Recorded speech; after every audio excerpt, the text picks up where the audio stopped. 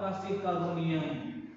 Kami bersama dapat belajar dan kami bersama dididik oleh firman-Mu untuk kami hidup dan menyenangkan hati-Mu ya Tuhan. Berbicara secara pribadi bagi kami hari ini dan lawat dan berkati kami Bapa. Di dalam nama Yesus kami berdoa. Amin. Shalom, selamat pagi untuk kita semua. Dan dalam kesempatan pada pagi hari ini kita bersyukur Tuhan Yesus mulai menolong dan memberkati dan mengasihi kita, mengizinkan kita dan melayakkan kita bersama untuk ada sampai hari ini. Karena itu saya mengajak kita membaca satu bagian firman Tuhan.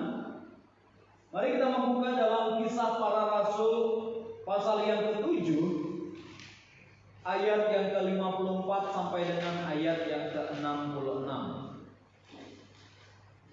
Saya akan membacakannya bagi kita dan mari kita menyimak Alkitab kita masing-masing, baik yang ada di tempat ini dan yang menyaksikan perenungan firman Tuhan hari ini. Mari kita melihat bersama-sama. Stefanus dibunuh, Saulus hadir. Ketika anggota-anggota Mahkamah Agama itu mendengar semuanya itu, sangat tertusuklah hati mereka, maka mereka menyambutnya dengan getakan gigi. Tetapi Stefanus yang penuh dengan Roh Kudus menatap ke langit lalu melihat kemuliaan Allah dan Yesus berdiri di sebelah kanan Allah. Lalu katanya, sungguh aku melihat langit terbuka dan Anak Manusia berdiri di sebelah kanan Allah.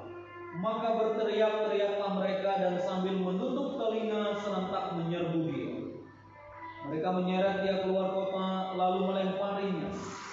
Dan saksi-saksi meletakkan jubah mereka di depan kaki orang muda yang bernama Saulus. Sedang mereka melempari, Stefanus berdoa, katanya, "Ya Tuhan Yesus, terimalah roh." Sambil berlutut ia berseru dengan suaranya, "Tuhan, janganlah tanggungan dosa ini kepada mereka." Dan dengarkanlah. Dan dengan perkataan itu meninggallah ia. Bapak Ibu Saudara yang dikasihi oleh Tuhan Yesus Kristus, dalam Kisah Para Rasul mulai dari pasal yang ke-6 sampai dengan pasal yang ke-7 mencatat tentang Stefanus. Berbicara tentang Stefanus. Siapa itu Stefanus? Dalam bahasa Yunani, maka pengertian Stefanus adalah mahkota. Dan Stefanus adalah salah satu dari 7 orang yang dipilih oleh para murid. Kalau kita membaca di pasal yang ke-6, dipilih oleh para murid untuk melakukan tugas pelayanan dalam jabatan diaken. Karena dalam pasal 6 ada satu persoalan yang terjadi di antara jemaat yang ada di Yerusalem. Oleh karena pelayanan kepada para janda tidak berjalan dengan efektif. Oleh karena itulah mereka mengusulkan kalau diperbolehkan supaya ada orang yang memang ditetapkan dan dikhususkan untuk melakukan pelayanan itu. Maka syarat yang ditentukan pun ada beberapa syarat. Akhirnya terpilihlah salah satu yang namanya Stefanus. Dipilih 7 orang yang dapat membantu pelayanan pada saat itu. Dan Stefanus, kita melihat dengan arti namanya, maka Stefanus ini adalah golongan proselit. Golongan proselit adalah golongan orang-orang non-Yahudi yang memeluk agama Yahudi. Berarti dalam pengertian bahwa latar belakang Stefanus bukanlah seorang Yahudi, tetapi dia dipilih untuk melakukan tugas pelayanan itu dalam jabatan diaken supaya dapat membantu para pelayanan para murid. Sehingga para murid hanya khusus dalam melayani pemberitaan firman dan diaken membantu pelayanan para janda. Tetapi para diaken juga tetap ikut melakukan dalam pelayanan firman. Dan itu nampak dalam Kisah Para Rasul pasal yang ke-6 yang menceritakan bahwa Stefanus Itu kita bisa melihat ayat yang ke-8, 10 dan juga ayat yang ke-5 tentang Stefanus yang penuh dengan roh, yang memiliki hikmat, memiliki karunia dan cakap dalam memberitakan firman. Berarti menandakan adalah para diaken juga terlibat dalam pelayanan pemberitaan Injil. Oleh karena itulah maka dalam kefasihan Stefanus dan kemampuan dia menyampaikan firman Tuhan, maka Stefanus menyampaikan pesan Tuhan kepada orang-orang Yahudi. Orang-orang Yahudi adalah orang-orang yang dalam berperan aktif terlibat dalam penyaliban Yesus pada masa itu. Sehingga munculnya Stefanus dan menceritakan tentang Yesus yang mereka salibkan itu adalah Allah yang menjadi manusia, memunculkan kemarahan yang ada di dalam diri mereka. Sehingga akibat dari semuanya itu Stefanus ditangkap dan dieksekusi secara massal oleh kelompok orang Yahudi. Kalau Yesus dieksekusi oleh pemerintahan Romawi, maka Stefanus dieksekusi oleh kelompok orang Yahudi.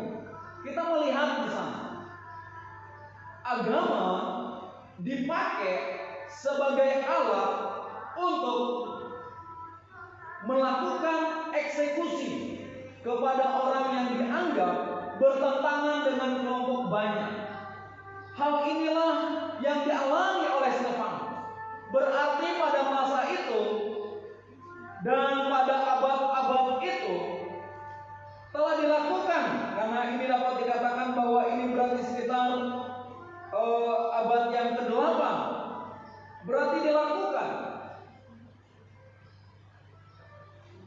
eksekusi kepada mereka pada saat itu. Karena kalau kita melihat dalam urutan, Stefanus mati 8 tahun setelah Tuhan Yesus mati.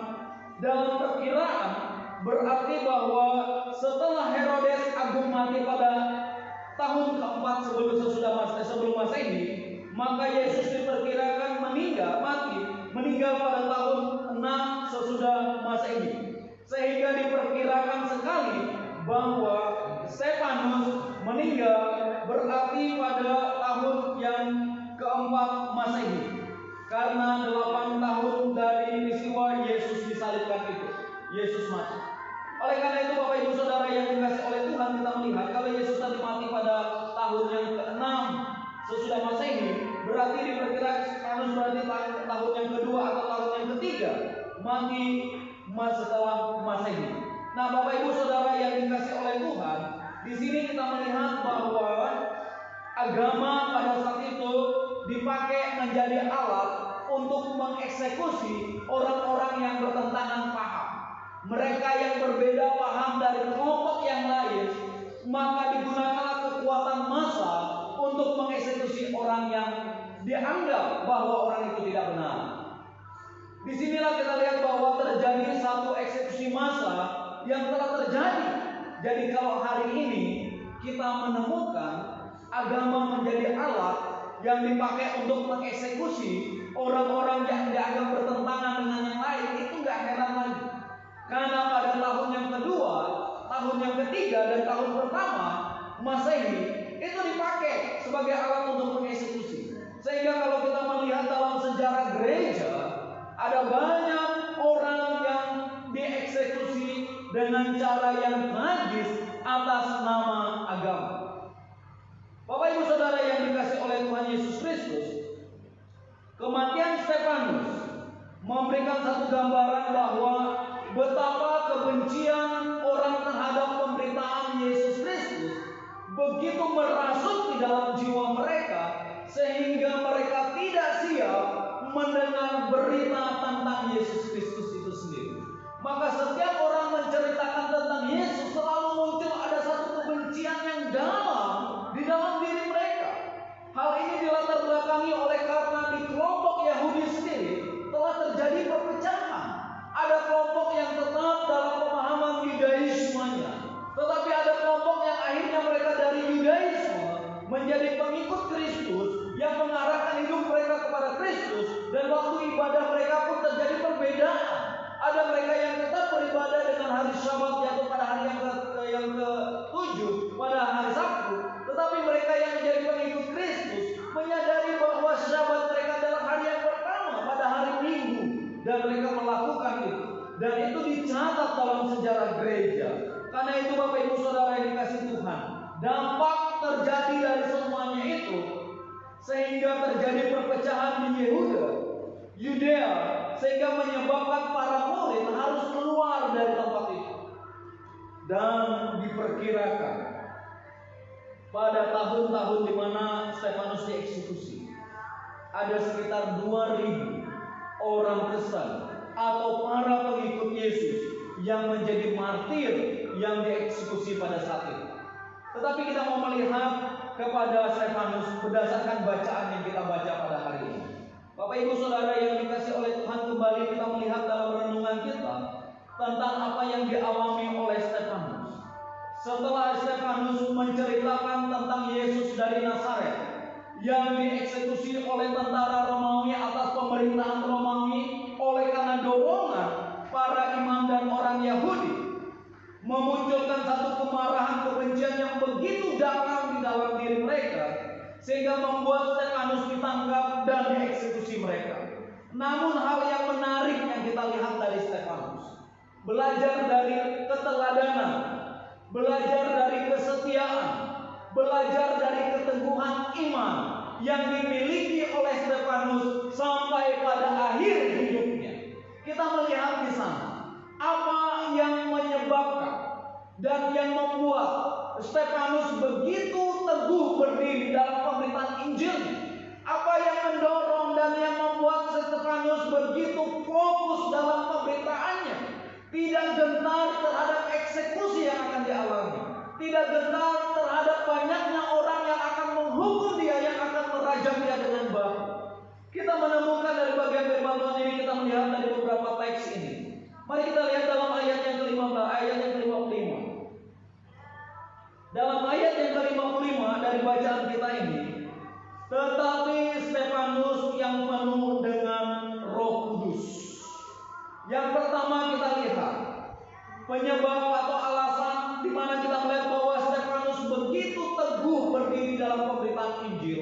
Yang pertama kita melihat ayat yang ke-55.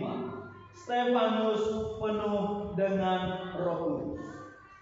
Alasan ini juga yang menyebabkan Stefanus dipilih untuk dalam jabatan tugas pelayanan. Betapa pentingnya pemahaman, betapa pentingnya orang mengalami karya Roh Kudus itu sendiri. Setelah Kisah Rasul 2 ayat yang keempat, Roh Tuhan, Roh Kudus dicurahkan kepada para murid, dan para murid telah mengalami karya Roh, dan itulah yang membuat para murid berani untuk memberitakan Injil. Berarti menandakan adalah orang dapat memberitakan Injil, orang dapat teguh menyampaikan firman Tuhan, memberitakan Injil oleh karena ada Roh Kudus di dalam dirinya itu sendiri. Tanpa Roh Kudus, maka pemberitaannya akan menjadi sia-sia. Tanpa Roh Kudus, maka tidak ada kekuatan Roh yang menolong dia menyampaikan tentang pesan Tuhan. Inilah yang membedakan para pemberita dengan orang-orang yang hanya sebatas untuk memberikan inspirasi. Ada banyak orang yang dapat dengan cakap memberikan inspirasi kepada orang lain.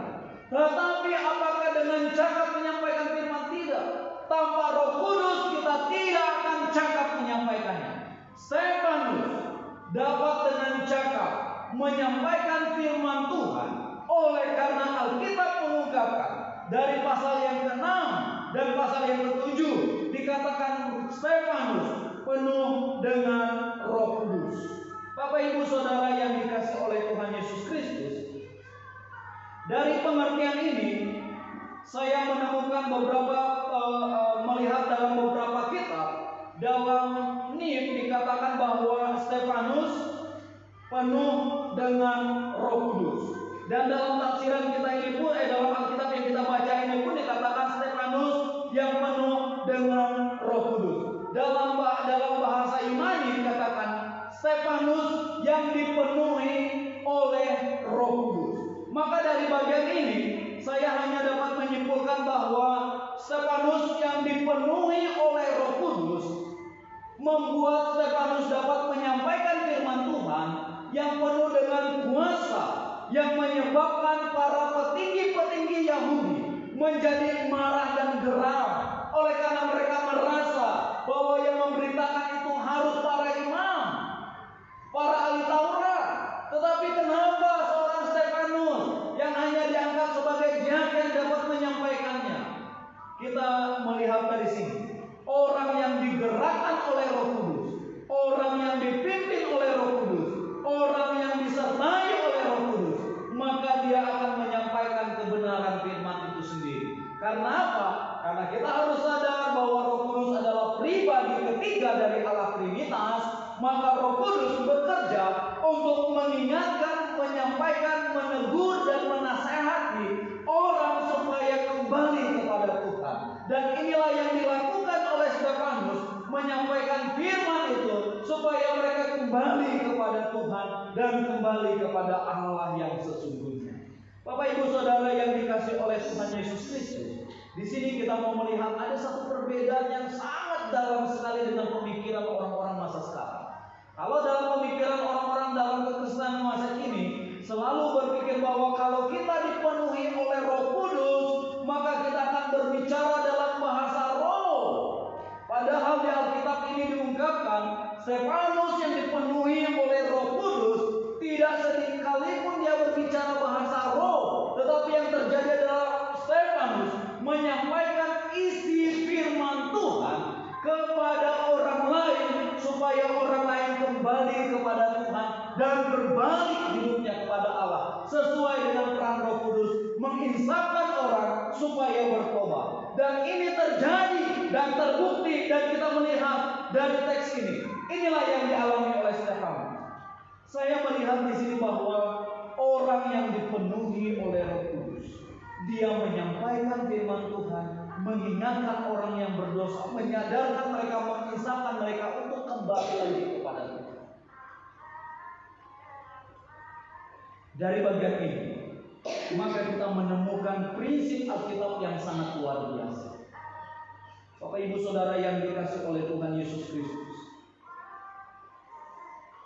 orang dipenuhi Roh Kudus karena dia telah memberi dirinya kepada Tuhan. Orang dipenuhi oleh Roh Kudus karena dia menyerahkan hidupnya kepada Tuhan. Maka kepenuhan Roh Kudus akan mengerjakan pekerjaan Allah, bukan mengerjakan pekerjaan manusia. Kepenuhan Roh Kudus akan mengerjakan pekerjaan Allah, bukan programnya manusia yang dikerjakan. Karena Roh Kudus pribadi ketika melakukan kehendak Bapa itu sendiri, maka salah satu pekerjaannya melakukan kehendak Bapa adalah mengingatkan orang banyak kembali kepada firman itu sendiri. Yang kedua, kita melihat orang yang dipenuhi oleh Roh Kudus, maka dia akan mempermuliakan Bapa itu sendiri. Maka ayat selanjutnya dikatakan, menatap ke langit lalu melihat kemuliaan Allah, menandakan bahwa orang yang mengalami karya Roh di dalam dirinya, maka hidupnya dia akan fokus dan hidupnya akan tertuju kepada kemuliaan Bapa. Berarti menandakan bahwa ada yang mengerjakan di dalam dirinya supaya dia tetap fokus melakukan pekerjaan kehendak Bapa. Oleh karena itu Bapak Ibu Saudara yang dikasihi oleh Tuhan Yesus Kristus, maka ketetapan dan peran Roh Kudus sangat efektif sekali terjadi di dalam diri orang percaya. Karena apa? Karena ketika orang percaya dikuasai dia oleh Roh Kudus, dia mempermuliakan Bapa, bukan mempermuliakan diri dan segalanya. Bukan menunjukkan kepada segalanya tentang keberadaan diri, tapi tujuannya adalah mempermuliakan Bapa. Hal inilah bagian yang kedua yang kita lihat. Stefanus matanya tertuju kepada kemuliaan. Memungkinkan Stefanus untuk tetap teguh melakukan pemberitaan firman. Oleh karena apa? Oleh karena dia hanya bergantung dan berharap kepada Allah itu sendiri. Dari bagian ini dikatakan dia menatap ke langit. Satu hal yang kita renungkan bahwa kenapa Stefanus itu menatap ke langit? Apa yang terjadi di langit? bahwa Stefanus menatap ke langit, mengajarkan kepada orang percaya sekarang, supaya orang percaya sekarang harus memandang dan harus berharap kepada Tuhan, sebagaimana keyakinan pada diri Stefanus. Karena Yesus terangkat dari atas ke atas, maka Stefanus memiliki keyakinan dari atas akan datang pertolongan. Karena Yesus naik ke atas, maka pemahaman Stefanus yang terjadi adalah dia sadar, dia tahu bahwa dari atas akan datang pertolongan bagi dia yang dieksekusi itu sendiri. Hal ini membawa kita memiliki satu pemahaman supaya kita jangan bersandar kepada apa yang kelihatan sekarang. Hal ini membawa kita belajar supaya kita jangan belajar bersandar kepada kemampuan, pengertian dan pemahaman di dalam diri kita. Tetapi kita harus bersandar dan berharap kepada Tuhan yang jauh lebih besar dan yang mampu dan yang dapat menolong kita. Hal ini penting bagi kita. Kenapa hal ini penting bagi kita? Supaya kita mengetahui perbuatan Allah yang besar di dalam hidup kita. Dengan demikian, pengharapan kita datangnya dari Allah, bukan datangnya dari manusia. Maka Alkitab selalu dengan jelas mengatakan dalam Yeremia pasal yang ke-17 ayat terkutuk orang yang mengandalkan manusia. Pasal yang kelima, ayat yang kelima, pasal 17 ayat kelima. Terkutuk orang yang mengandalkan manusia dan kekuatan. Tapi pasal 7 dikatakan diberkati orang yang mengandalkan. Hal inilah yang membawa kita dalam pemberitaan Injil kita untuk tetap fokus kepada bagian tugas dan tanggung jawab kita untuk memberitakan Injil dengan mata yang tertuju kepada Kristus. Dan sebagaimana yang Paulus ingatkan bahwa dia selalu berjuang di dalam dirinya untuk mencapai garis akhir dengan mata yang tertuju kepada Allah. Maka dari bagian ini Stefanus juga membawa kita belajar bahwa di dalam penderitaan, di dalam kesulitan, di dalam tantangan, dalam pemberitaan Injil yang akan terjadi dan mungkin akan kita alami dalam hidup kita, Stefanus membawa kita belajar bahwa supaya kita berharap kepada Tuhan, memandang dari atas. Maka dalam memandang dari atas, betul-betul Stefanus mengharapkan pertolongan dari Tuhan. Dan kita melihat dari ayat ini, orang yang berharap kepada Tuhan, orang yang menantikan pertolongan Tuhan. Ayat yang ke-55 bagian terakhir dikatakan, kemuliaan Allah dan Yesus berdiri di sebelah kanan Allah. Ini kesaksian yang dialami oleh Stefanus. Dalam beberapa tafsiran Alkitab, dalam beberapa ayat Alkitab, selalu dikatakan bahwa Yesus duduk di sebelah kanan Allah Bapa. Tetapi dari bagian ini dikatakan Yesus berdiri di sebelah kanan Allah Bapa. Berdiri dalam pengertian adanya satu tindakan pembelaan yang dilakukan oleh Yesus kepada Stefanus. Pembelaan Yesus kepada Stefanus adalah di mana Yesus menyambut Stefanus dalam keteguhan imannya. Yesus menyambut Stefanus dalam kematian sebagai martir untuk pemberitaan Injilnya itu sendiri. Maka di sini kita melihat bahwa ada penghormatan yang tertinggi kepada Stefanus dalam keteguhan dalam pemberitaannya. Karena itu Bapak Ibu Saudara yang dikasihi oleh Tuhan Yesus Kristus, Stefanus tidak dibela di hadapan para eksekutor, tetapi di hadapan Bapa di surga, Stefanus mendapatkan satu penghormatan yang sangat luar biasa. Karena itu Bapak Ibu Saudara yang dikasihi oleh Tuhan Yesus Kristus, dalam diri kita perlu menjadi satu perenungan bagi kita. Kita memilih untuk dibela di hadapan manusia, ataukah kita dibela dalam penghormatan di hadapan pengadilan tertinggi di hadapan di surga. Ini menjadi bagian yang penting bagi kita. Supaya apa? Supaya di dalam kehidupan kita sekarang ini, kita menyadari bahwa jauh lebih mulia kita mendapatkan pembelaan, penghormatan, penghargaan dari Yesus ketika Dia membela kita dalam pengadilan surga, daripada kita hanya mendapatkan pembelaan ketika pemberitaan Injil dan kita mengalami eksekusi dan kita dibela di situ. Kalaupun itu terjadi, itu adalah otoritas dari semua Allah yang mengerjakan.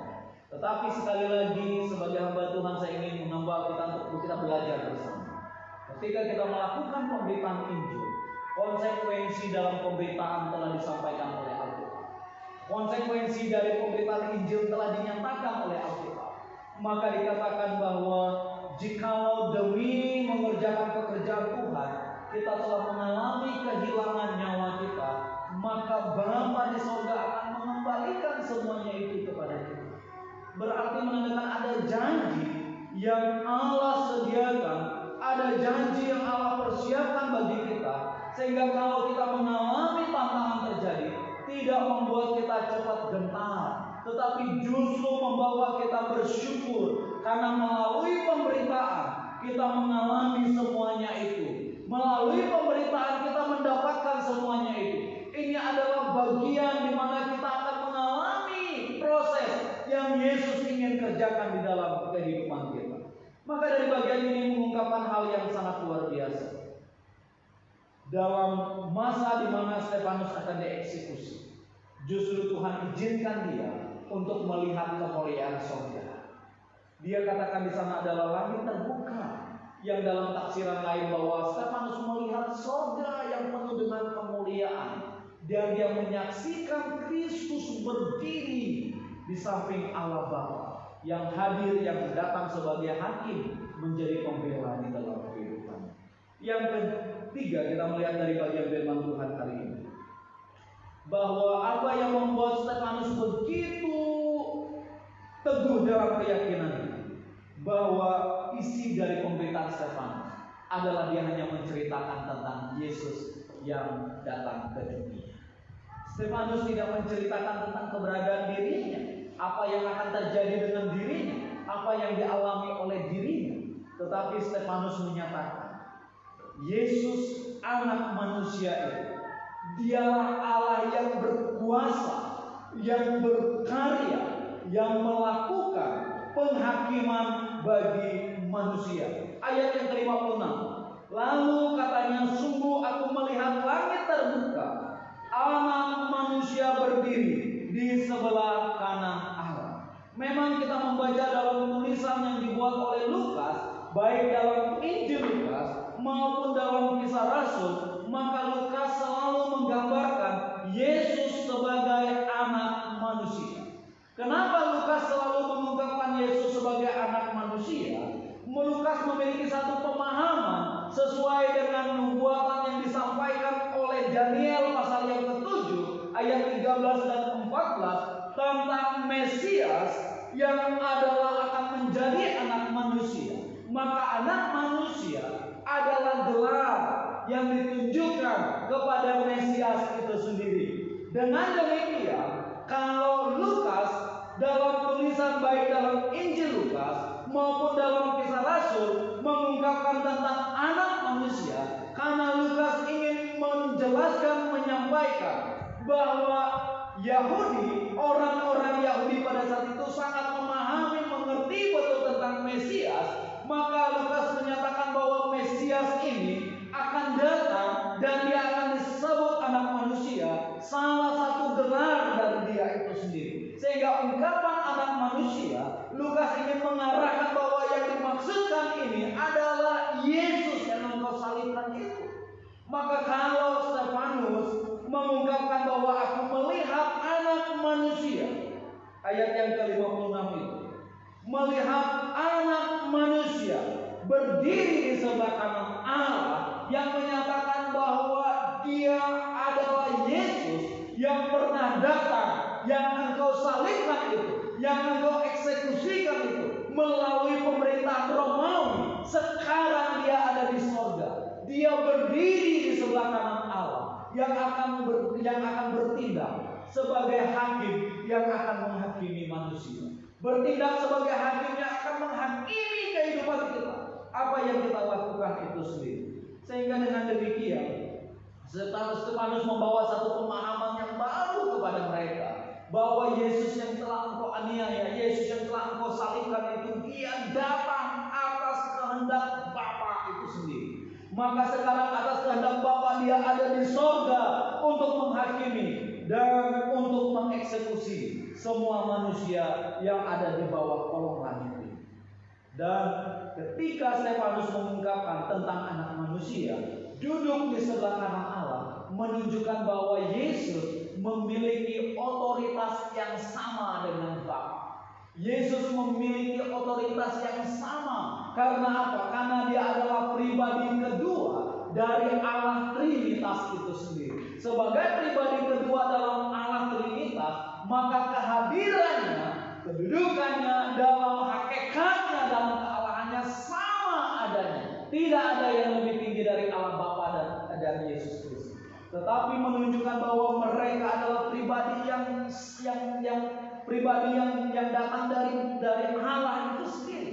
Pribadi yang lahir dari Allah itu sendiri. Karena mereka pribadi yang lahir dari Allah, maka posisi dan kedudukan mereka sama adanya dalam pemerintahan itu sendiri. Oleh karena itu, Bapak Ibu Saudara yang dikasihi Tuhan, anak manusia yang diungkapkan oleh Stefanus menyatakan bahwa otoritas dia Allah yang berkuasa. Dia Allah yang berkuasa telah menerima eksekusi yang dilakukan oleh pemerintahan Roma. Tetapi harus diingat bahwa dia akan berdiri sebagai hakim. Oleh karena itulah pemberitaan Stefanus yang fokus kepada Yesus Kristus membuat dia tidak gentar dalam pemberitaan. Penting bagi kita untuk memahami hal ini. Ketika kita melakukan pemberitaan dan pelayanan dalam penginjilan, maka fokus dan orientasi dalam pemberitaan kita adalah Yesus yang mati dan bangkit. Kenapa kita harus memberitakan itu? Karena ini adalah hal yang terpenting, yang paling utama, esensi dari atas segala-galanya, supaya mengawali karya dan perbuatan tangan Tuhan itu sendiri. Yang terakhir dari renungan bagian firman Tuhan hari ini, keteladanan dan sikap yang kita belajar dari Stefanus, bagian ayat yang ke-60. Sambil berlutut ia berseru dengan suara nyaring, Tuhan, jangan tanggungan dosa ini kepada mereka. Dengan perkataan itu ia meninggal. Bapak Ibu Saudara yang dikasihi oleh Tuhan Yesus Kristus, dari ungkapan ini sangat nampak sekali yang dialami oleh Stefanus, yang terjadi dengan Stefanus adalah bukan Stefanus mengutuk orang atas apa yang dibuat terhadap dia, tetapi justru tindakan terbalik yang dilakukan oleh Stefanus. Stefanus mengungkapkan pengampunannya kepada Tuhan. Dia menyatakan bahwa ampuni dosa mereka, jangan tanggungan itu kepada mereka. Apa yang sesungguhnya yang kita lihat dari bagian ini? Yang kita lihat dari bagian firman Tuhan ini, karena Stefanus telah mengalami karya roh yang dialami oleh karena perbuatan Tuhan, maka Stefanus menyadari sekali bahwa pengampunan itu adalah milik dari Yesus Kristus itu sendiri. Sebagaimana ungkapan Tuhan Yesus di atas kayu salib, ya Bapa, ampunilah mereka, sebab mereka tidak tahu apa yang mereka perbuat. Hal ini juga dipertegas kembali oleh Stefanus. Stefanus menyerahkan mereka supaya Tuhan juga mengampuni mereka. Karena sesungguhnya apa yang terjadi dengan Yesus dan apa yang dialami oleh Stefanus adalah dasar oleh karena hati mereka yang tegar, hati mereka yang keras, hati mereka yang tidak mau berbalik kepada Tuhan, tetapi karya roh yang akan melakukan semuanya itu. Maka doanya Stefanus adalah supaya jangan tanggungkan dosa ini kepada mereka. Jadi tanggung dosanya kepada siapa? Sebagaimana Stefanus menyerahkan hidupnya kepada Yesus, maka Stefanus tahu bahwa pengampunan telah disediakan oleh Yesus melalui karya salib. Pengampunan yang disediakan Yesus melalui karya salib, Stefanus merindukan supaya mereka mengalami karya pengampunan itu sendiri. Keteladanan yang kita temukan dalam diri Stefanus di sini adalah bagaimana hatinya betul-betul mencintai orang-orang yang tersesat.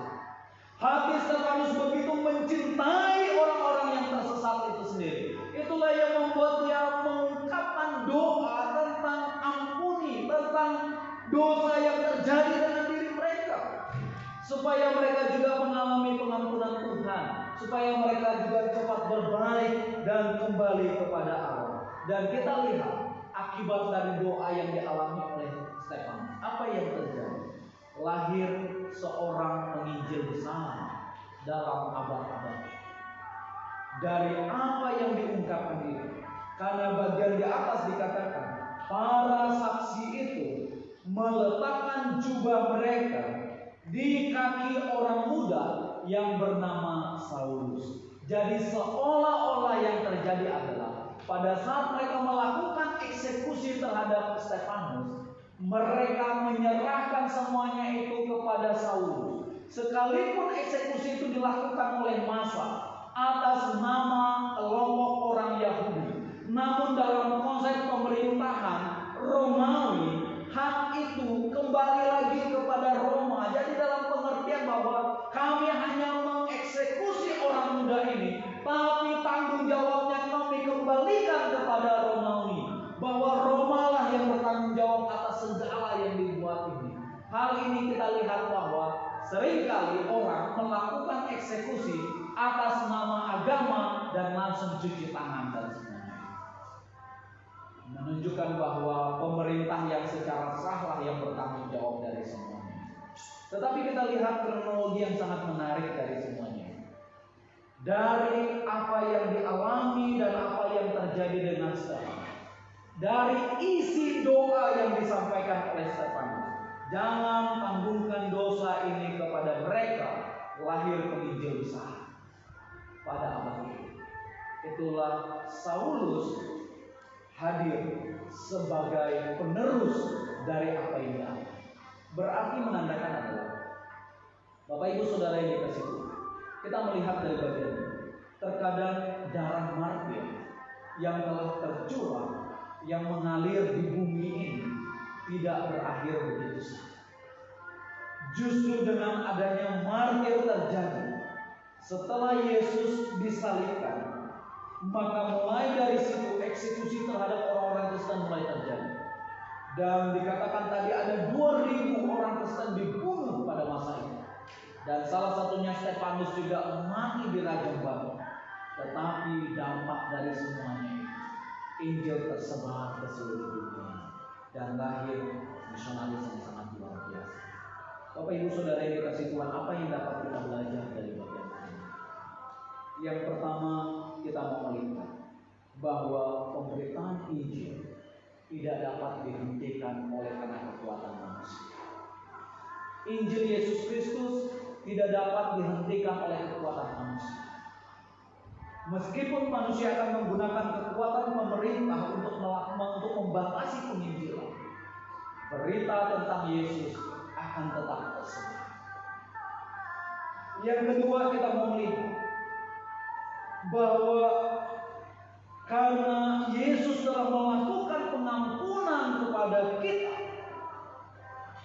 maka keteladanan pengampunan ini harus dimiliki oleh semua orang percaya.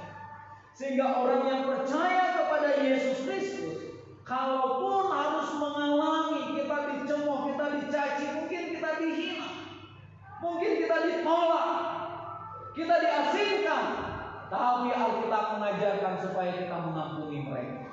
Kenapa hal itu kita lakukan untuk mengampuni mereka?